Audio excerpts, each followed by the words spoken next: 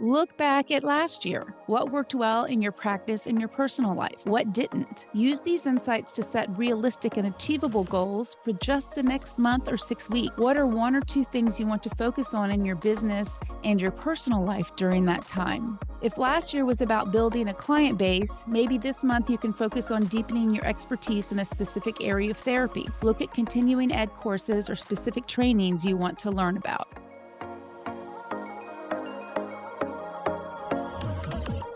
Welcome to the Colleague Down the Hall podcast. This episode is sponsored by the Collab Oasis Clinical Consultation Groups. Hi, I'm Janine Wolf, and I'm your colleague down the hall. I have a passion for helping fellow therapists get the clinical and collegial support we all need to do this work. And wow, it just keeps getting harder every day.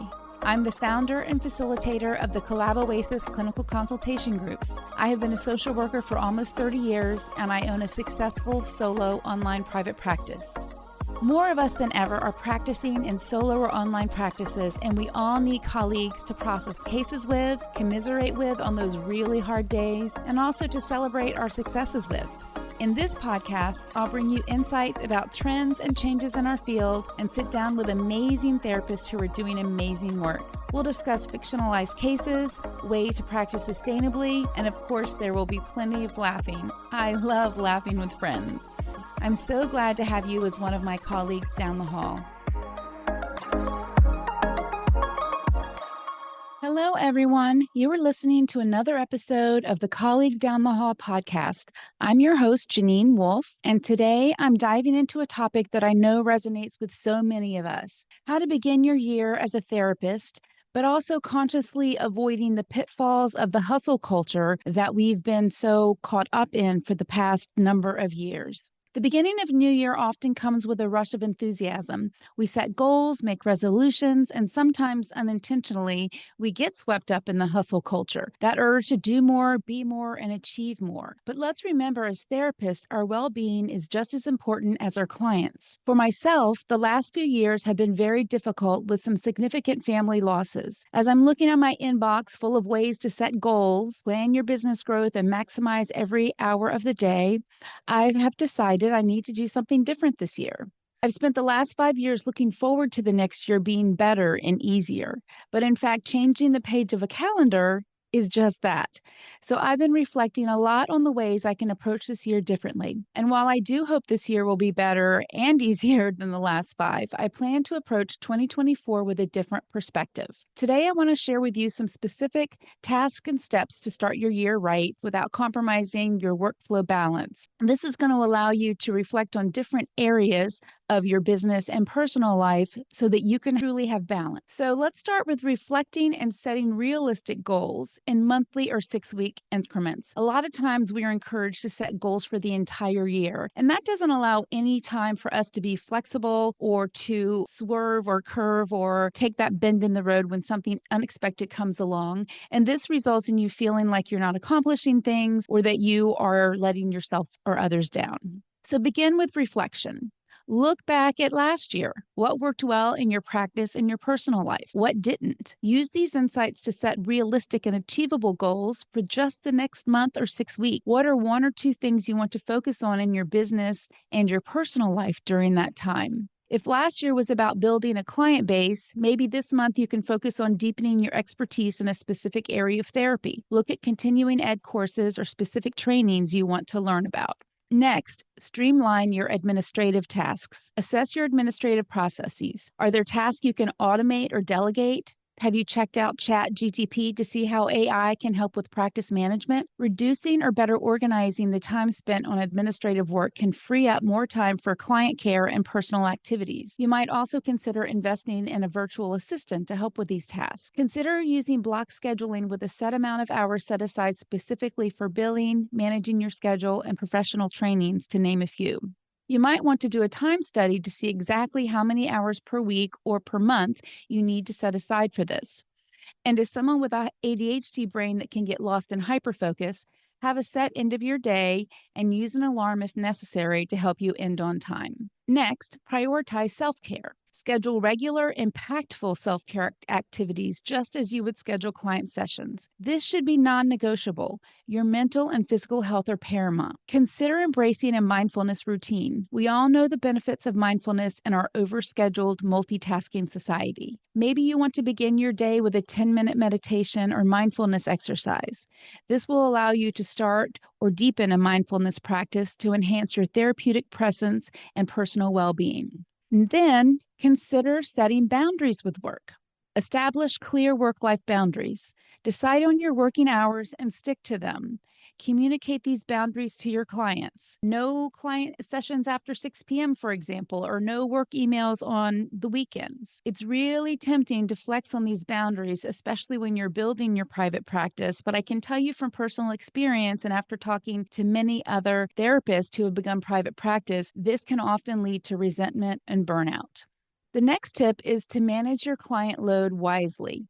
It's crucial to determine how many clients you can see each week without feeling overwhelmed. This number can vary greatly among therapists, so listen to your own needs. Make notes throughout the day about how you feel after each session. Make notes throughout the day about how you feel after each session. This will not only help you determine how to structure your day, but it will also help you determine if there is a client population that is particularly draining. These are not your ideal clients, and the toll of these sessions can impact your entire caseload. You might find that working with a certain population of clients is draining while another population is energizing. Even though those sessions are hard work both mentally and emotionally, certain clients may cause you to feel energized by the work you're doing together. Another tip is to optimize daily client sessions. Plan your schedule to align with your energy levels and concentration span. Some therapists are more alert in the mornings, while others find their stride later in the day. Or you might even be a night owl, in which case you might want to consider offering sessions that start later in the day and continue into the evening if that's when you function the best. I guarantee you will find clients who will be happy to have evening sessions. So if you're a morning person, schedule your most demanding sessions earlier in the day when you're at your peak performance. But if you're a night owl like I am, consider starting later in the day and having hours that go longer into the evening.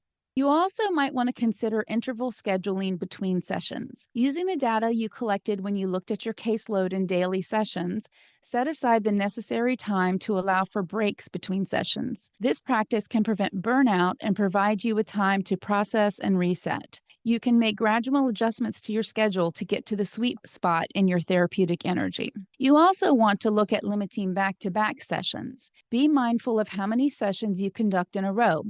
Back-to-back sessions can be mentally and emotionally taxing. You might find that seeing 20 clients a week allows you to be fully present and effective as long as you have a 30-minute break after every 2 to 3 clients. Again, adjust as you learn what works for you. You might find that switching tasks is an effective break or that you need to fully focus on your own needs. Also consider a financial health check. I addressed this in my end of year task podcast episode, so I won't go into this with a lot of detail. But if you did not do this at the end of the year, then consider that early in the year you should review your practice's financial health. Are your rates reflective of your expertise and the current market? Do you need to adjust your budget or savings goals? Consider a slight rate increase annually or setting aside a fixed percentage of your income for a professional development fund. My informed consent states that I have a 5% rate increase every January to allow for a cost of living raise. This prevents me from having to make a big increase in my rates down the road. And I do not grandfather in old clients. The new rate is applicable for all clients. You also want to consider connecting with your peers. Networking can be really great for finding clients and getting referrals, but it's also about building a support system. Regularly connect with fellow therapists for mutual support and learning. For example, you might want to join a peer consultation group or plan monthly meetups with local therapists. I offer the Collab Oasis clinical consultation groups for this very purpose. It's really lonely in solo private practice, and having safe, regularly scheduled meetings that are facilitated can make a world of difference. Also included in my end of the year episode task, if you didn't get to it, is to consider reviewing and refreshing your practice space. Your work environment impacts your mood and productivity. Take time to organize, declutter, or redecorate your therapy space.